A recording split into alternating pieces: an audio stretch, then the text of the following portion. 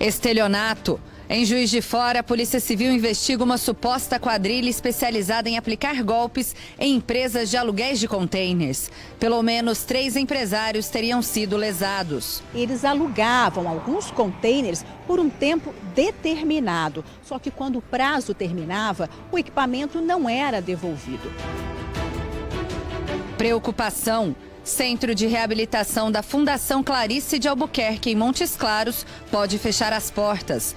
A instituição filantrópica atende cerca de 180 deficientes físicos. Nós ficamos preocupados, né? Porque a gente tem visto no dia a dia a evolução deles. Então, assim, a partir do momento que chegar a encerrar o serviço, pode acabar regredindo, né? E em Poços de Caldas, crianças se divertem em colônias de férias. O objetivo dos pais é afastar a molecada dos jogos eletrônicos. O que mais que você gosta de fazer aqui? Brincar do quê? Escorregador. Cabeçobol, queimada.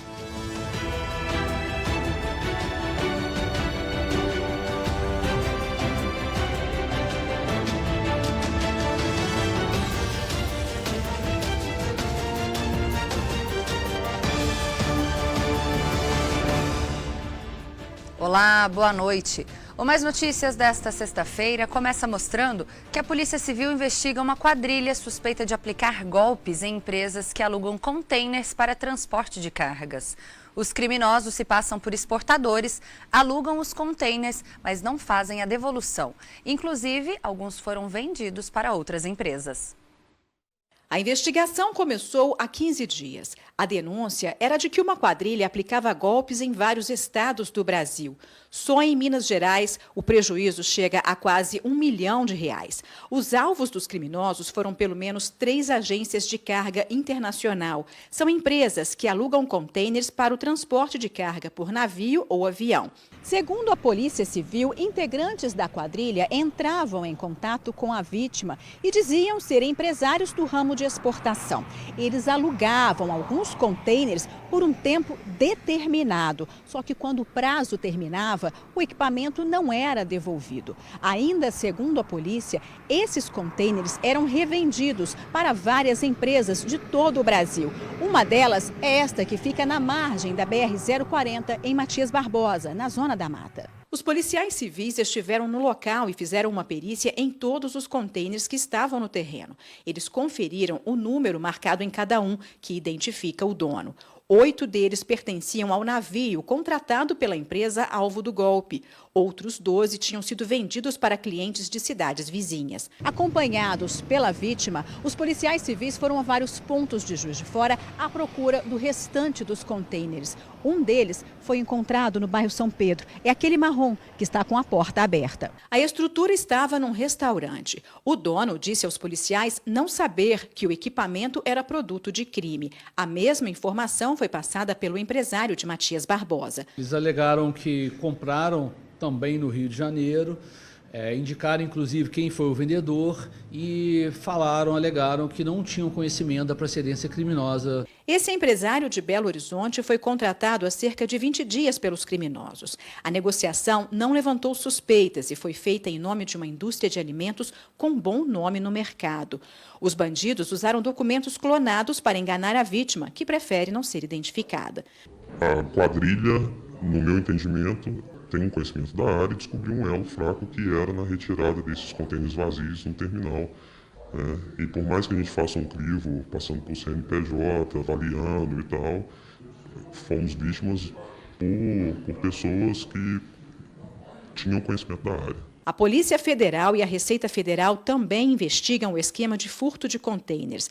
Os empresários que compraram os equipamentos furtados vão responder por receptação. Assim que nós terminarmos as investigações, nós vamos precisar definir se essa receptação é receptação dolosa ou culposa, ou seja, se eles efetivamente sabiam da origem criminosa ou se eles deveriam saber dessa origem pelo preço que pagaram, pela forma que compraram e, de acordo com essas investigações, eles podem ser presos em flagrante ou então pode ser feito um termo substanciado de ocorrência que vai ser encaminhado para a Justiça.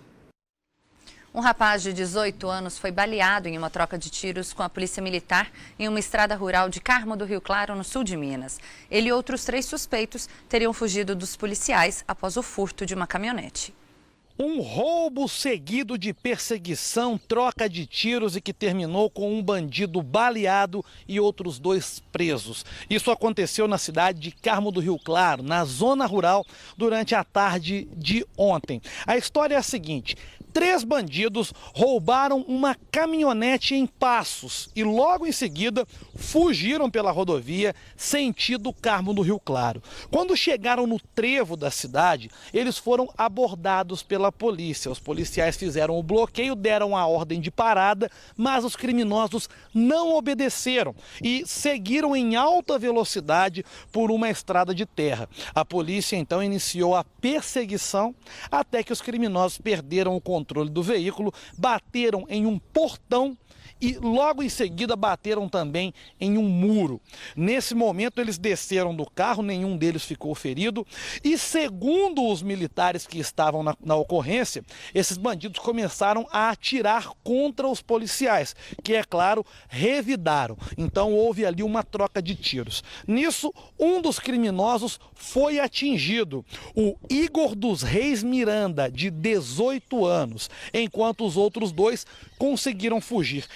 O Igor foi preso na mesma hora e encaminhado ao hospital Alzira Velano, em Alfenas, onde ele permanece internado em observação. O hospital até o momento não informou qual é o estado de saúde dele, apenas temos essa informação de que ele está lá internado até agora. Os outros 2 foram presos pouco tempo depois. Eles fugiram por um matagal, os policiais conseguiram alcançá-los. São eles o Leandro José Pacheco Lopes e o Arnold Crispine Rodrigues Ribeiro. Os 2 têm 20 anos e foram encaminhados ao presídio de Carmo do Rio Claro. Veja agora outras notícias de destaque nesta sexta-feira em Minas Gerais. Bandidos armados invadiram uma festa de aniversário que acontecia no bairro Morada Nova, em Uberlândia. Os moradores da casa e os convidados viveram momentos de horror. Eles foram feitos reféns pelos criminosos. Enquanto 4 bandidos pegavam as coisas das vítimas, um 5º elemento ficou do lado de fora, vigiando o movimento. Eles levaram TVs, celulares e até um carro. Até agora, ninguém foi preso. De Uberlândia, Maria Clara Barros. Uma clínica estética na capital mineira foi assaltada pela 4ª vez desde que foi inaugurada em janeiro do ano passado. As imagens do circuito de segurança flagraram o homem retirando a câmera antes de entrar no local. Os funcionários só descobriram um dia depois. O prejuízo total foi de R$25 mil. De Belo Horizonte, Ellen Oliveira. E aqui no leste do estado, 3 pessoas morreram em um grave acidente na BR-381, próximo à cidade de Periquito. O acidente foi entre um carro de passeio e um caminhão. O motorista da carreta seguia para a cidade de Naque e contou que o carro rodou na frente dele e invadiu a pista contrária. Um homem ainda não identificado e João Miguel de Souza, de 2 anos, morreram na hora. A mãe da criança, Juliana Santos de Souza Machado, de 34 anos, foi socorrida e levada para o Hospital Municipal de Valadares, mas não resistiu aos ferimentos e morreu. Com o forte impacto, o veículo ficou completamente amassado e foi parar debaixo do caminhão. Os bombeiros utilizaram um guincho para retirar as vítimas que ficaram presas nas ferragens. As vítimas são da cidade de Eunápolis, na Bahia. De Governador Valadares, Fran Ribeiro.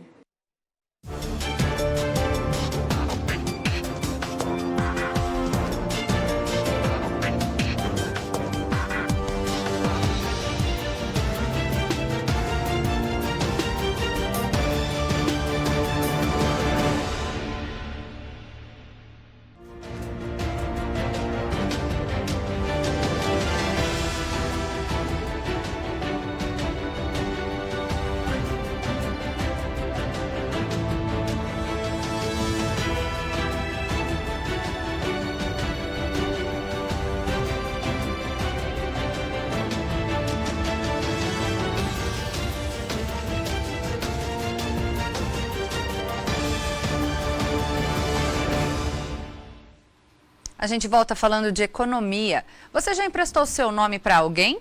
Já precisou de ajuda na hora da compra? Uma pesquisa do SPC Brasil mostrou que 44% da população já usou o nome de terceiros em negociações a prazo. Mas especialistas alertam que é preciso ter cuidado, já que a responsabilidade sobre a dívida é de quem liberou o nome. A Daiane nunca pensou duas vezes na hora de ajudar um amigo. Já emprestou cheque, cartão de crédito e até mesmo o nome para outras pessoas. Eu emprestei porque eu achei que elas fariam a mesma coisa por mim quando eu precisasse. Mas a manicure já teve dor de cabeça por isso. Uma vez emprestou o cartão de crédito para uma amiga que não pagou a dívida. Na época ela precisava para fazer algumas compras, que estava passando dificuldade, e aí eu ajudei. Emprestei o cartão para ela poder comprar. Assim que vencer, te pago, e esse vencimento chegou e não pagou. E eu cobrando, não pagou, e acabou que a gente foi se afastando. Ela foi se afastando e eu também, acabou que eu desisti de receber. E tem muita gente com história parecida para contar. Emprestei uma pessoa conhecida, até então era de confiança e não pagou. Eu emprestei para ele o nome da minha empresa, pessoa jurídica, e ele acabou fazendo aí inúmeros empréstimos, né, perante as instituições financeiras, e prejudicou hoje a minha pessoa, onde eu tenho um nome inclusive aqui no Serasa. E quem nunca recebeu o pedido de um parente ou amigo para emprestar o nome numa compra? E quem nunca precisou? Uma pesquisa do SPC Brasil e da Confederação Nacional dos Dirigentes Lojistas revelou que 44% dos brasileiros já passaram por essa situação. Mas é bom tomar cuidado para você não entrar numa fria. A partir do momento que você empresta seu nome, você assume aquela dívida. Então é bom você verificar se você tem condições de honrar com aquele pagamento, caso o terceiro não te pague. A pesquisa revelou que consumidores das classes C, D e E são os que mais pedem o nome de outra pessoa emprestado. A emergência financeira é apontada por 27% dos brasileiros como o principal motivo. Em seguida, vem a barreira de quem está com um nome no cadastro de devedores, 22%. A pessoa já está passando dificuldade, né, que está te pedindo o nome emprestado, né? Então, a chance vai ser muito maior dela também não te pagar. E quem mais empresta o nome? Em primeiro lugar, vem os pais. Em segundo, o cônjuge. Em terceiro, outros familiares. E em quarto, os amigos. E olha que ironia, das pessoas que já pediram o nome de outro emprestado, quase a metade disse que não faria o mesmo. É importante você saber dizer não, porque é o seu nome, é o seu CPF que vai ter alguma restrição, alguma pendência financeira, caso a pessoa não efetue o pagamento. A Karina ficou no prejuízo depois de emprestar o nome. Teve que pagar R$500 por causa de uma compra feita por outra pessoa. Apesar disso, ela aprendeu a lição. Meu nome é precioso e eu não devo emprestar para ninguém. Os consumidores, principalmente os idosos, devem redobrar a atenção na hora de finalizar uma compra nas lojas de varejo. O alerta vai para a venda abusiva de seguros dos produtos. Seu José comprou um celular por R$ 1.099, mas no carnê de 17 prestações, o valor total ultrapassa os R$ 2.900, uma conta que o aposentado não consegue entender. Como que eu pago um telefone de R$ 1.090?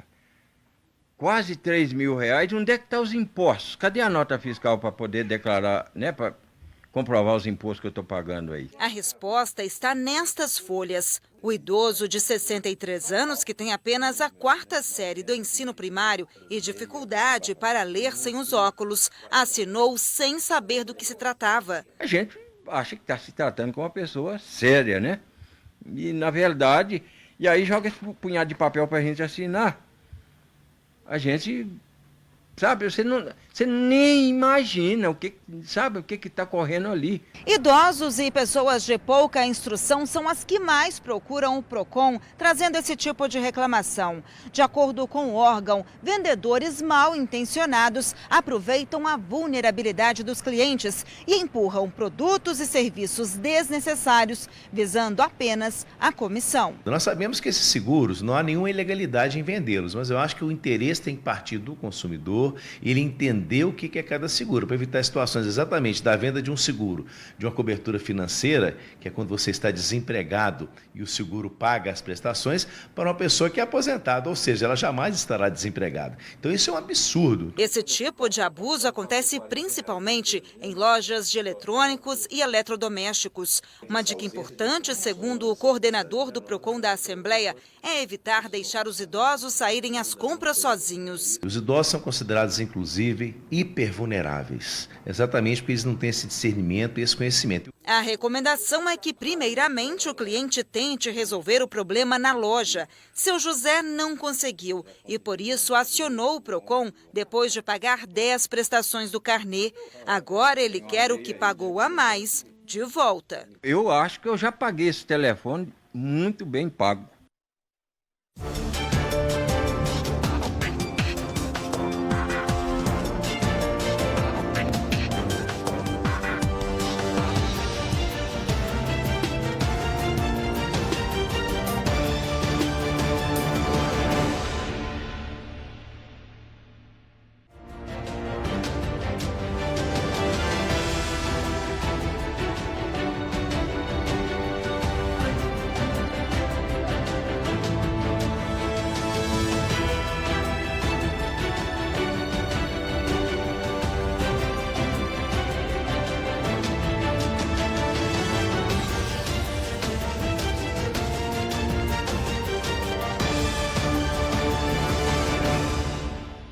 Agora a gente fala de saúde. A obrigatoriedade do teste do pezinho foi um avanço no Brasil. Hoje, equipamentos mais modernos podem detectar um número ainda maior de doenças, mas o Sistema Único de Saúde nem sempre cobre o valor. Rosilene descobriu que a filha tinha uma doença genética e de dieta restritiva quando ela já tinha 1 ano e 3 meses. Ela só andou agora, depois de 3 anos. Ela começou a falar mesmo, foi assim, né? Algumas palavrinhas poucas agora. Assim que o bebê nasce, ele é submetido ao teste do pezinho. Uma gotinha de sangue é capaz de detectar várias doenças. No Brasil, o exame básico feito pelo SUS identifica 6 enfermidades e garante o tratamento de todas. Mas o teste poderia ser ainda mais abrangente. É a possibilidade de um tratamento precoce e também do aconselhamento genético. O exame ampliado está disponível na rede particular e custa cerca de R$ 400. Um grupo de mães decidiu fazer uma petição online para garantir o teste mais completo pelo SUS. Em Minas, já existem equipamentos ultramodernos que conseguem ampliar o alcance dos exames, que continuam limitados a realizar apenas o diagnóstico de 6 doenças. Esse equipamento do laboratório da Universidade Federal de Minas pode realizar o teste do pezinho ampliado. Mas para identificar outras doenças, são necessários reagentes que encarecem o exame. E o SUS paga em média R$ 5 por cada doença do teste. Aqui, o diagnóstico custaria pelo menos o dobro. Dependendo das doenças incluídas, a gente tem que avaliar quais kits terão que ser adquiridos e o quanto isso vai impactar no preço do exame. Se colocar na ponta do lápis, é mais eficaz ter uma criança com diagnóstico precoce, tratada e investir no tratamento para evitar sequelas, ou já cuidar de uma criança que tem retardo mental, que precisa de escola especial, de tratamentos múltiplos. A produção da Record TV Minas entrou em contato com o Ministério da Saúde, mas não conseguiu uma previsão sobre a ampliação do teste do pezinho pelo SUS em todo o Brasil. O tratamento para pacientes com Alzheimer custa caro para as famílias e muitas vezes a ingestão dos remédios é complicada. Mas agora o Ministério da Saúde iniciou a distribuição de um dos medicamentos sob forma de adesivo. A aplicação é mais fácil e traz menos efeitos colaterais. Foi há 3 anos que a família percebeu que havia algo errado com a dona Elsa. A gente já estava desconfiando há um tempo atrás, né? Alguns esquecimentos, alguns comportamentos diferentes. Antes alegre, dona Elsa agora vive ausente, com um olhar perdido. no Hospital das Clínicas, os médicos concluíram que ela tem Alzheimer. Além do impacto emocional, a família teve que arcar com a despesa dos remédios. Renata comprava na farmácia. O gasto era em torno de R$600 para cerca de um mês. Querendo ou não, afeta o orçamento. Meu pai é aposentado. Quem auxilia na compra do medicamento é o meu irmão. Este mês foi a primeira vez que Dona Elsa recebeu o medicamento Rivastigmina, na forma de adesivo pelo SUS. O Ministério da Saúde iniciou em abril a distribuição do remédio. Antes só era distribuído na rede pública sob a forma de comprimido ou líquido. Foi um alívio para a família de Renata. O medicamento está ajudando a retardar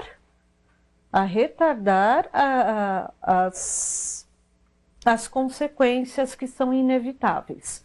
O Alzheimer é uma doença neurodegenerativa e destrói todas as funções cognitivas. E o sintoma inicial mais comum é a perda da memória recente. É como se o paciente tivesse toda a rotina apagada e começasse do zero todos os dias. Alzheimer é uma demência, uma das mais comuns, e atinge pacientes acima de 65 anos. Uma doença degenerativa, ela é gradativa e ela não tem cura. A médica diz que é muito positiva a distribuição do medicamento para tratar a doença com um adesivo. Como custa caro, ela diz que só quem podia pagar tinha acesso a esse tipo de tratamento. De acordo com ela, a principal vantagem é que é mais fácil de administrar e traz menos efeitos colaterais.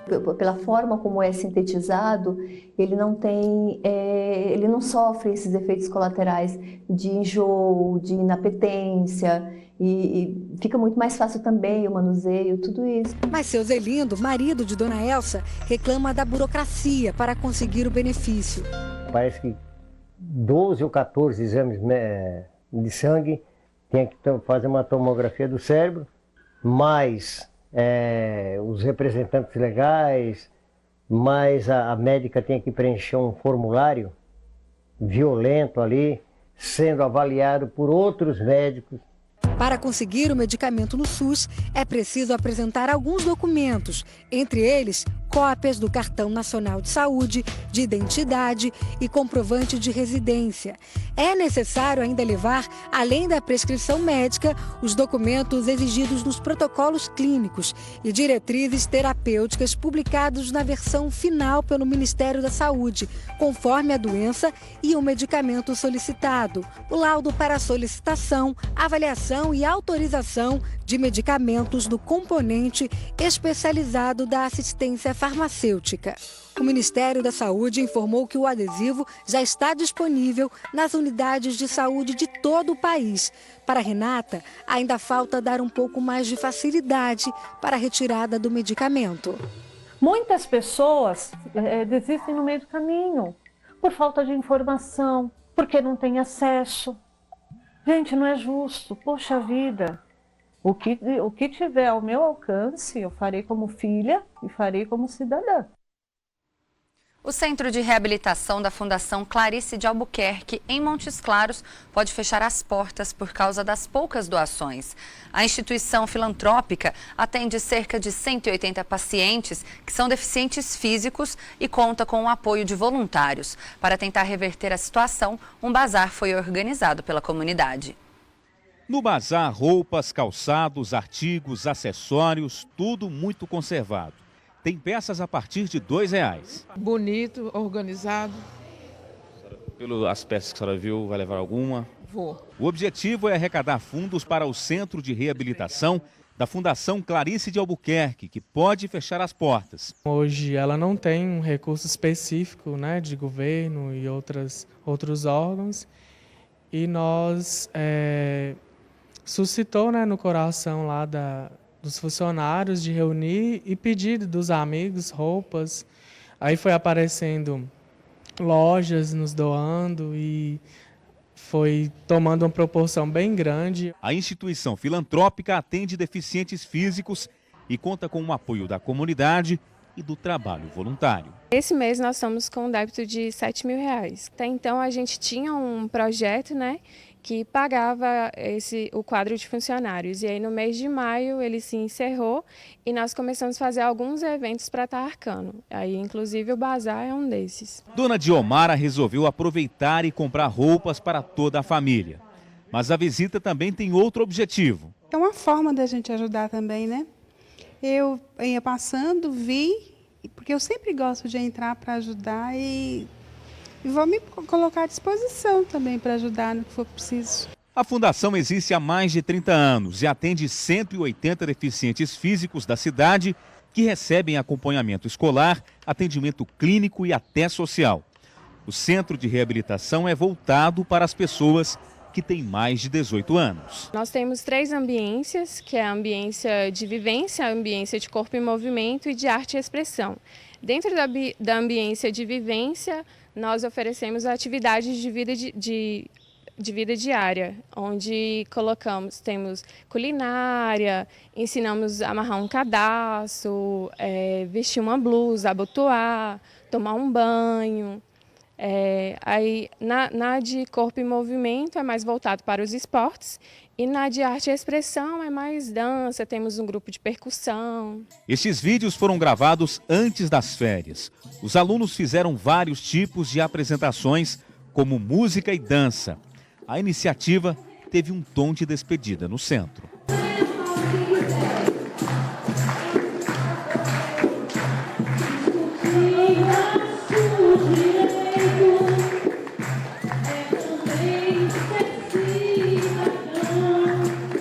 Mas para manter todo o serviço funcionando gera muitos gastos. Além das contas de água, luz, alimentação e tantas outras despesas do dia a dia, todo mês a Fundação tem que cobrir ainda a folha de pagamento dos 7 funcionários. O coordenador do serviço do Centro-Dia, a assistente social, no caso que sou eu, temos monitores, que são os que auxiliam no dia a dia dos usuários do Centro-Dia, e tem também uma psicóloga. O bazar vai funcionar até o fim de semana. Nós ficamos preocupados, né? Porque a gente tem visto no dia a dia a evolução deles. Então, assim, a partir do momento que chegar a encerrar o serviço, pode acabar regredindo, né?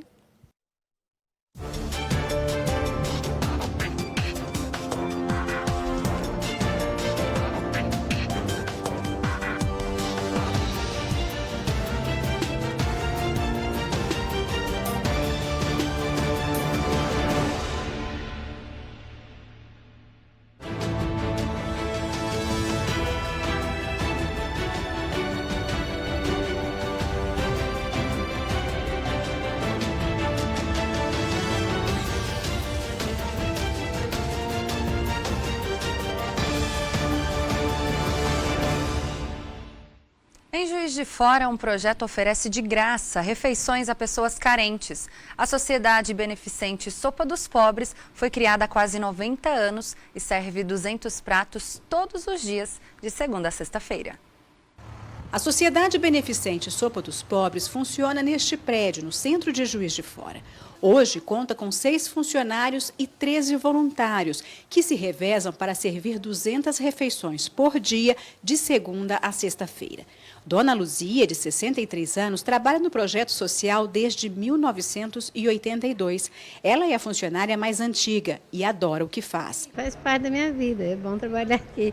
Eu entrei aqui desde 92, em 1992. Aí aqui é como se fosse a minha casa, minha família. Valdeia é voluntária. Há 5 anos, ela enfrentou problemas na vida pessoal. Para não se entregar à depressão, decidiu fazer trabalho voluntário e entrou para a equipe da Sopa dos Pobres. Eu resolvi ajudar porque eu acho que fazendo bem a gente está retornando para a gente, né, esse bem. E para mim foi uma descoberta muito grande, adorei, foi muito bom. O avô de Roselaine foi um dos primeiros funcionários da associação. Hoje ela administra a sopa e é a 3ª geração envolvida no trabalho. Isso aqui é a minha vida, né? Meu avô foi funcionário e agora eu estou aqui. Tem 18 anos que eu estou aqui e é continuidade de vida, de trabalho do meu avô, da minha mãe. E estamos aqui, trabalhando. A sociedade foi criada em 1931 pelo casal Lugero e Alcides. Eles comemoraram o aniversário de 15 anos da filha Dulce, oferecendo lanche de graça para crianças carentes. Ao longo dos anos, amigos da família assumiram a responsabilidade de manter o projeto social. Eles foram aumentando esse lanche, passando para a família, depois tiveram a ideia de almoço e por aí adiante. E depois deu a continuidade de todos os dias a sopa. Para que as refeições possam ser servidas entre 11 da manhã e meio-dia, os funcionários e voluntários chegam cedo. Por volta de 8 horas, a Rosane já começa a preparar a sopa. Hoje no cardápio a gente tem aqui sopa de inhame com outros legumes e carne. Tudo feito com muito amor, com muito carinho. Com certeza, tem que ser feito, a base de tudo é o amor. Com carinho, né, com dedicação e tudo flui bem. E acompanhamento de uma nutricionista? Com certeza, nutricionista é fundamental também, que todos os alimentos têm que ser manuseados de forma adequada, com higiene, aí é feito. Além da sopa, os frequentadores recebem todos os dias biscoitos, pão doce, hoje aqui com creme, e também frutas como sobremesa. Todo esse material vem de doações. A Sociedade Beneficente Sopa dos Pobres enfrenta todo dia o desafio de manter a despensa cheia de mantimentos e conseguir alimentos frescos para todas as refeições. Como a casa foi fundada através de doações, esses anos todos que ela está trabalhando, 87 anos de Sopa dos Pobres, a gente necessita de doação. E tem época que as doações caem, né? A gente sabe que as coisas estão difíceis para todo mundo, mas graças a Deus, contudo, esses anos tudo, a gente passa umas necessidades, mas daqui a pouco as coisas melhoram. Então ela funciona esse tempo todo só com doação. A solidariedade é diária. Isabela é uma das pessoas que levam donativos para a sociedade. A empresária conheceu a história do projeto e decidiu ajudar. Eu tenho uma amiga que já faz essa doação há vários anos e eu senti também essa necessidade, porque principalmente por conta da atual situação do país, né? E a gente vê muita gente na rua nessa época de inverno. Às 11 horas em ponto, a porta é aberta. Homens e mulheres de todas as idades fazem fila. Januário foi o primeiro a entrar e chegou animado. O aposentado saboreou a sopa e comeu uma banana com disposição. Ele se emocionou ao explicar que o dinheiro da aposentadoria é pouco e que a refeição de graça se tornou uma opção para economizar. Por que o senhor vem aqui fazer essas refeições há 5 anos? Porque o meu salário caiu meio. 2,60 caiu para 1.300. Minha mãe está com maior de Alzheimer. Minha filha é paralítica. O que eu posso falar agora? O prato é caprichado. Rosane coloca uma quantidade grande da sopa, que é muito nutritiva. Quem tem pouco tempo para almoçar, come rápido para voltar à rotina. Alguns frequentadores têm mais calma, saboreiam a comida e ainda encontram tempo para conversar com quem está ao lado. Maria frequenta a Sopa dos Pobres há 5 anos e adora. Eu gosto de tudo. Eles todos são muito bonzinhos. A comida, então, nem se fala. Vale a pena. Vale a pena e é uma delícia, tá? Mais do que uma refeição saudável, a aposentada busca companhia. Ela e Kátia se conheceram na Sociedade Beneficente e ficaram amigas. Tem 5 anos que nós somos amigos e a gente se conheceu, fizemos amizade, foi aqui. Kátia conheceu o projeto social quando passava dificuldades. A condição de vida melhorou, mas ela manteve o hábito de almoçar na Sopa dos Pobres. Eu não deixo de vir aqui não, mas continuo vindo do mesmo jeito. Eles atendem a gente muito bem, a gente come muito bem. A sopa deles são uma delícia. Que belo exemplo. Bom, meio do ano, uma pausa nas aulas e muitos pais optam em levar os filhos para as colônias de férias. Durante todo o dia são feitas várias brincadeiras e atividades. O objetivo é a interação entre as crianças, longe dos jogos eletrônicos. Rafael tem 5 anos, Pierre, 12 e Ana Clara, 12. Sim, eles estão de férias. Haja ânimo e criatividade para dar conta de tanta energia. Uma opção são as colônias de férias. Nessa aqui, por exemplo, crianças de 4 a 12 anos passam a tarde toda fazendo brincadeiras e várias atividades. Essas atividades elas são de todos os conteúdos, aspectos culturais como danças, cinema, teatro, oficinas, passeios, além de brincadeiras, jogos, recreação. O objetivo principal aqui é proporcionar brincadeiras onde elas possam interagir com os amiguinhos e deixar o vício dos joguinhos eletrônicos de lado. A gente tenta trabalhar todos os aspectos, né, sociais, inclusive para poder resgatar brincadeiras com as crianças e tirá-las, né, desse mundo eletrônico que muitas delas estão vivendo. Por que você gosta de vir aqui na colônia? A gente tem várias brincadeiras, a gente aprende quase tudo aqui. Eu faço aqui miniférias desde 3 anos. Já tem vários amiguinhos aqui? Sim. É melhor do que ficar em casa? É. O que mais que você gosta de fazer aqui? Brincar do quê? Brincar de escorregador. Cabeçobol, queimada. De futebol. E o que mais? E de pega-pega. Nessa outra colônia de férias também não faltam brincadeiras. São cerca de 170 crianças, com idades de 4 e 14 anos. Os pequenos vão participar de uma festa fantasia. E olha que eles capricharam na fantasia, viu? Tem fantasia de tudo quanto é tipo aqui. Tem os super-heróis, né? Aqui tem o Thor, é isso? É. Cadê o martelo? Não tem. Esqueceu o martelo? Eu tenho só de brinquedo. Só um martelinho de brinquedo. Qual que é o superpoder do Thor? Choque. Ele dá choque? E ele voa. Ele voa também? Só com martelo. Com martelo. E aqui a gente tem outro super-herói, né? Você tá vestido de? Batman. De Batman. E essa capa azul aqui? Tem outro. Tem outro Batman ali, olha só. Tem mais o Batman. Vem aqui também. Ali, mais um Batman. Esse Batman aqui é o Batman do verão, né? Sim. O Batman que tá com calor. É a festa mais esperada, eles falam a semana toda, eles passam uns 10 dias falando. Tinha que dia é a festa fantasia, e os maiores a subida ao Cristo. É o mais esperado. Para os maiores, a diversão é outra. Com essa galerinha aqui, o assunto é aventura. Por isso, os recreadores trouxeram eles aqui para a Fonte dos Amores, onde tem a trilha do Cristo. Muitos aqui vão fazer esse passeio pela primeira vez. Como é que você acha que vai ser? Olá! Legal! O que você acha que você vai encontrar aí?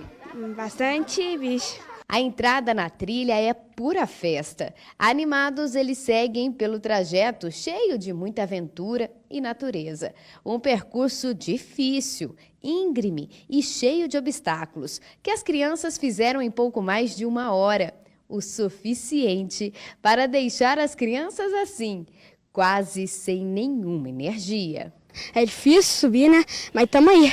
Missão cumprida para os recreadores, que entregaram as crianças do jeitinho que muitos pais gostam. Os pais agradecem, né? Porque chega em casa, toma o café e desmaia.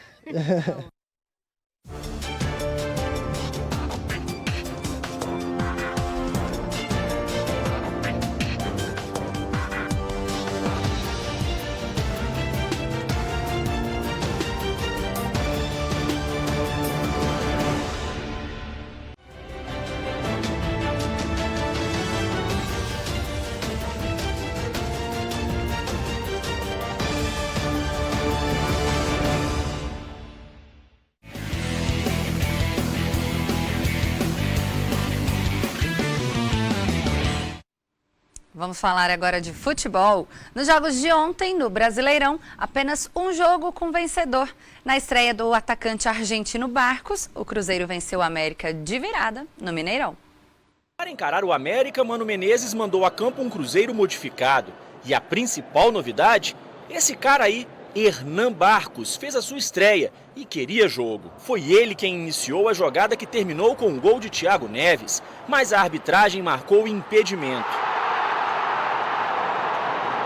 Quando não estava lá na frente, o argentino aparecia armando o jogo, ou correndo atrás do adversário. Só o que o Barcos não contava era com essa pisada na bola de Dedé.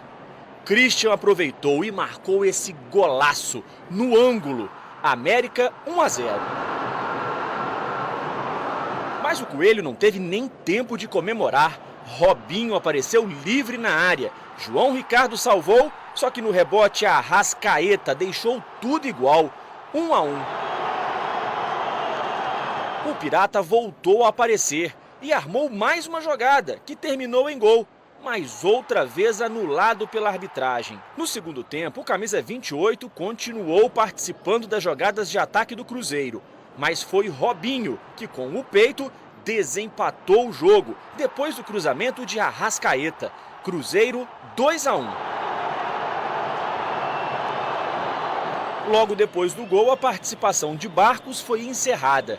Raniel entrou na vaga dele e, com poucos minutos em campo, aproveitou o vacilo da defesa americana e mandou para o gol, para fazer mais um para a Raposa.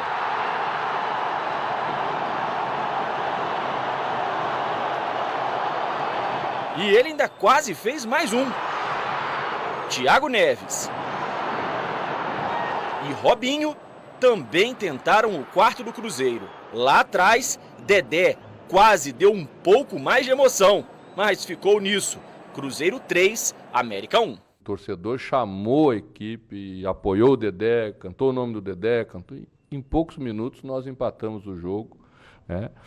E continuamos jogando bem e até melhoramos em relação a nós mesmos. Poderíamos já ter virado o primeiro tempo vencendo.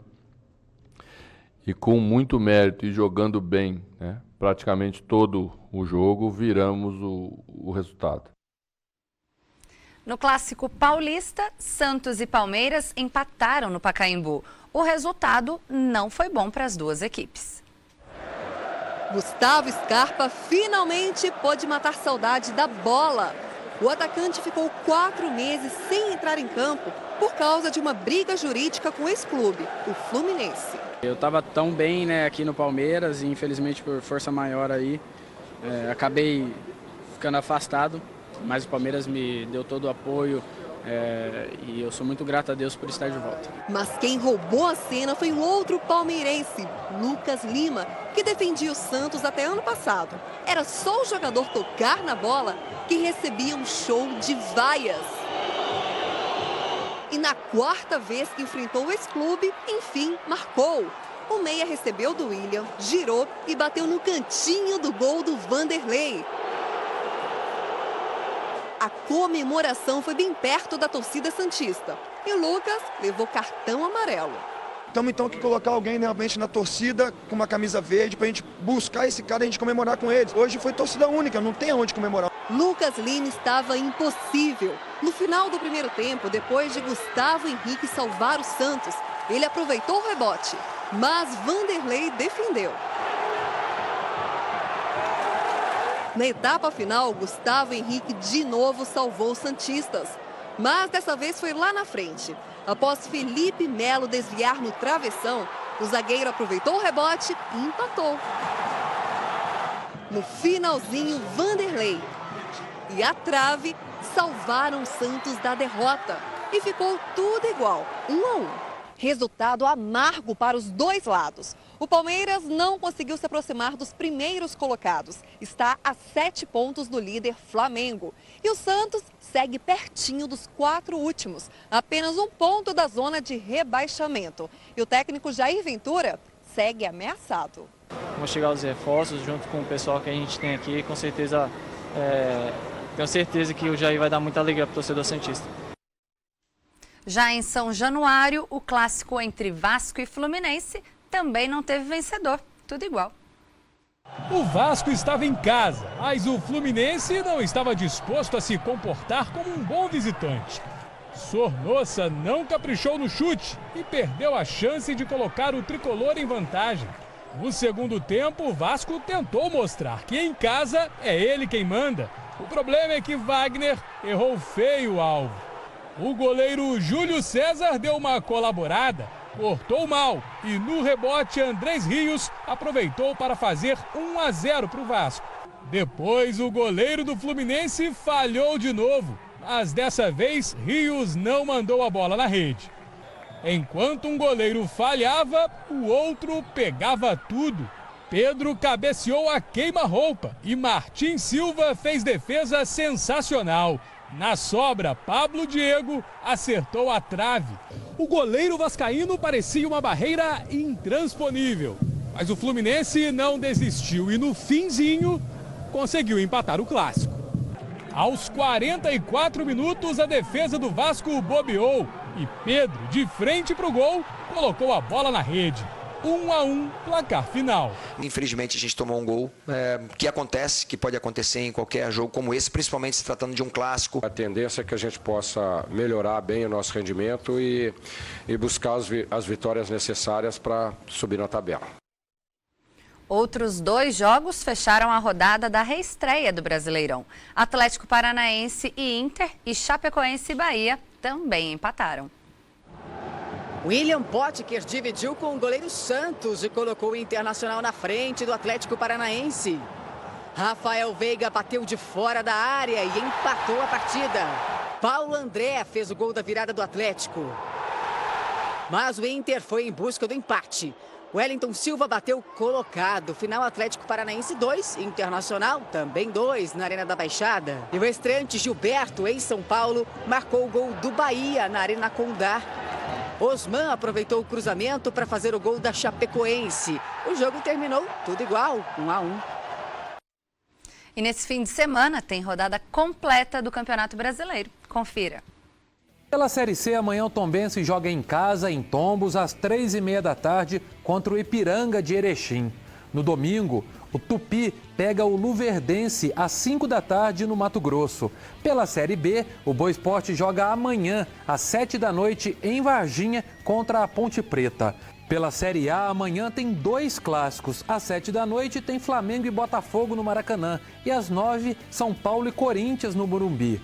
No domingo, às 4 da tarde, o América vai ao Dorival Brito e pega o Paraná Clube. No mesmo horário, tem Bahia e Vitória, Vasco e Grêmio, Sport e Fluminense. O Galo vai até a Arena Palmeiras e enfrenta os donos da casa. Às 7 da noite, o Cruzeiro recebe o Atlético Paranaense. E no mesmo horário, a Chapecoense pega o Santos. Na segunda, a rodada será encerrada com o duelo entre Internacional e Ceará, às 9 da noite no Beira-Rio.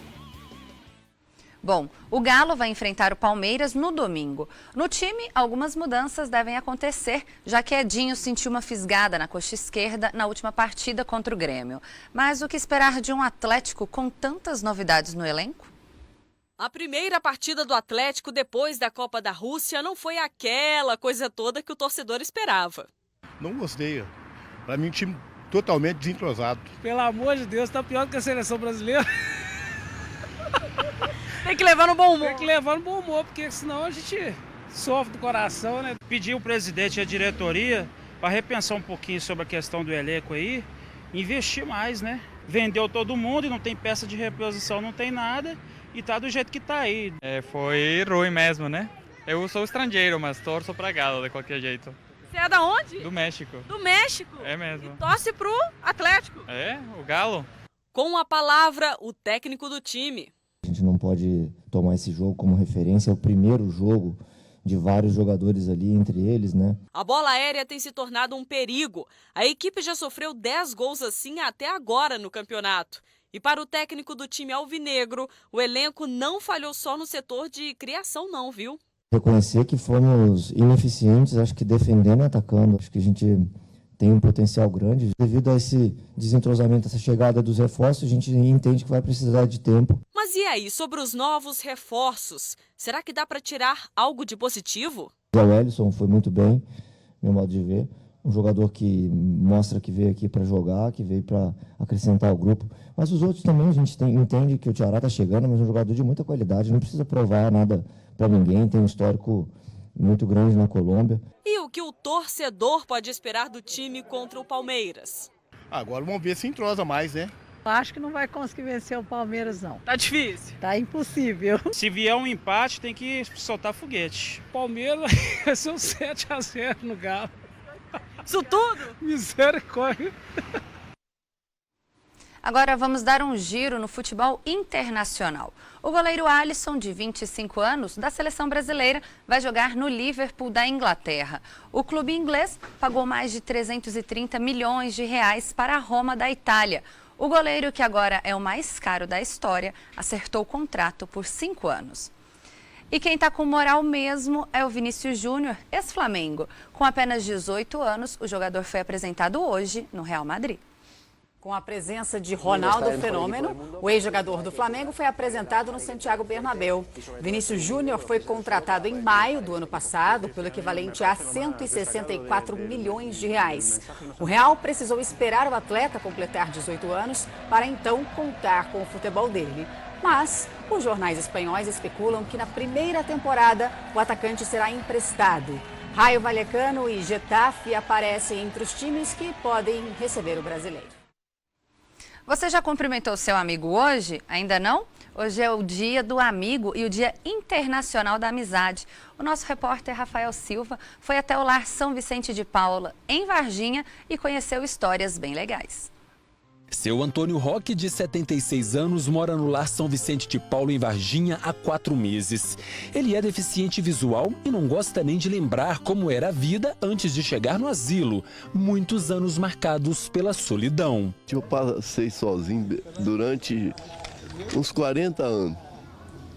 E era casado, tinha esposa e tudo, mas morava dentro com a família, mas sempre, bem dizer, praticamente separado. A solidão ficou para trás depois que ele conheceu o significado da palavra amigo. Desde então, o seu José, que também mora no lar, tem sido os olhos e o apoio para o seu Antônio seguir em frente. Eu fiquei mais alegre. Fiquei mais alegre, que eu não tinha alegria quase, sabe? Antes de eu vir para cá. Hoje eu tenho alegria, de vez em quando, até eles fazem uma brincadeirinha aí, eu até danço ainda na idade que eu tô, sabe? Uma amizade que surgiu há pouco tempo, mas que já tem um grande significado. E você sempre dá esse apoio? Dou, a hora que pode a gente faz, né? Nós somos todos unidos aqui, ué. Somos todos unidos, ninguém briga com ninguém, todos amigos. No lar moram 56 idosos. Muitos foram deixados no local pela própria família e nem recebem visitas. A amizade por aqui é levada a sério. Eles até trocam segredos. A gente conta que brigava muito com o marido dela, aí largou dele. É sério. A Ângela já está no lar há 1 ano e 3 meses e se tem uma coisa que ela adora é fazer novos amigos. Eu gosto de ter amizade. Detesto ter inimigo, eu gosto mais de amizade. Amizade é tudo, Rafael. Né? Para mim é tudo. Eu penso assim. É aquele combustível para continuar seguindo em frente? Verdade. Você olha uma pessoa, você vê o sofrimento daquela pessoa, dá conselho, né?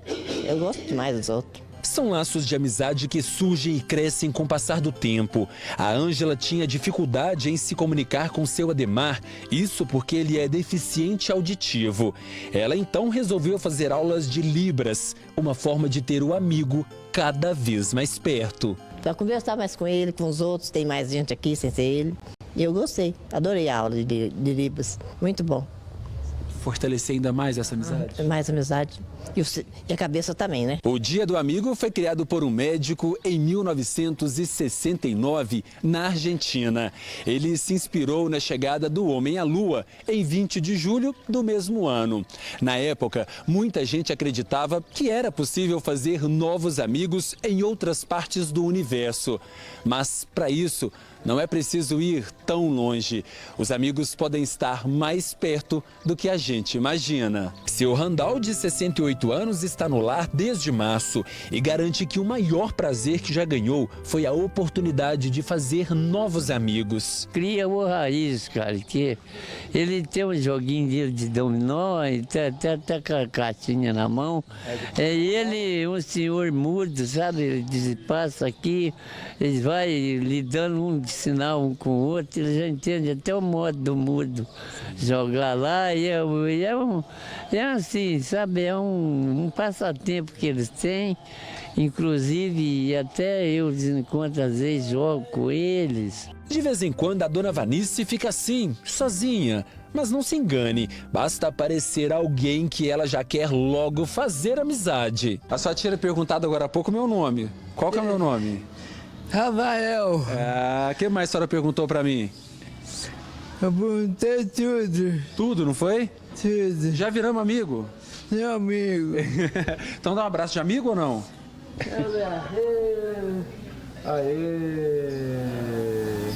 Amizades verdadeiras e cheias de sentimento. O seu José, que ajuda tanta gente no lar, entre uma amizade e outra conheceu a dona Brasilina. E desta amizade surgiu um novo amor. Foi pensando em você que escrevi a primeira poesia.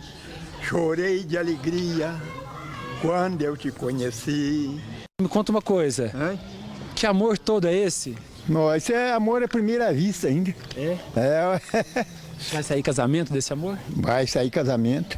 Vou levar aquele velho lá para padrinho. Um local onde a amizade não é comemorada apenas um dia.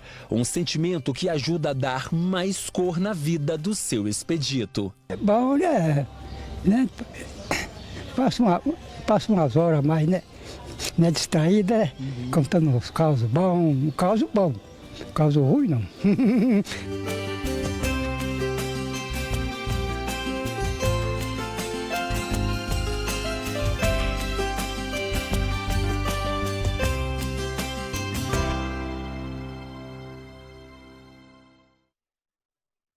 Enfim, chegou sexta-feira, dia de saber os detalhes, né, das dicas culturais. E quem está do meu lado, minha amiga Larissa de Oliveira. Boa noite, Lari. Quais são os detalhes desse final de semana?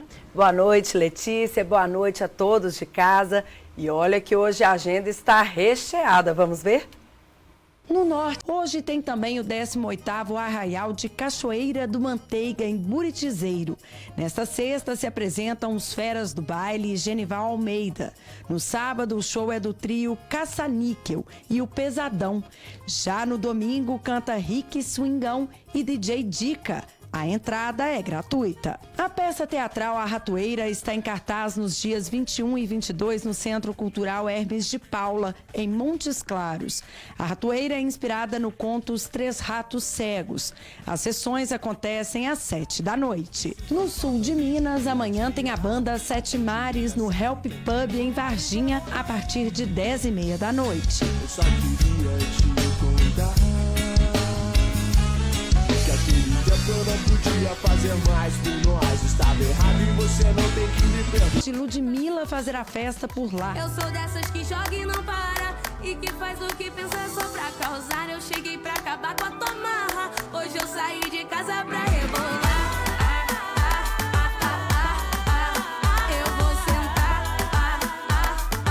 Domingo tem Flavinho e Mistura da Raça.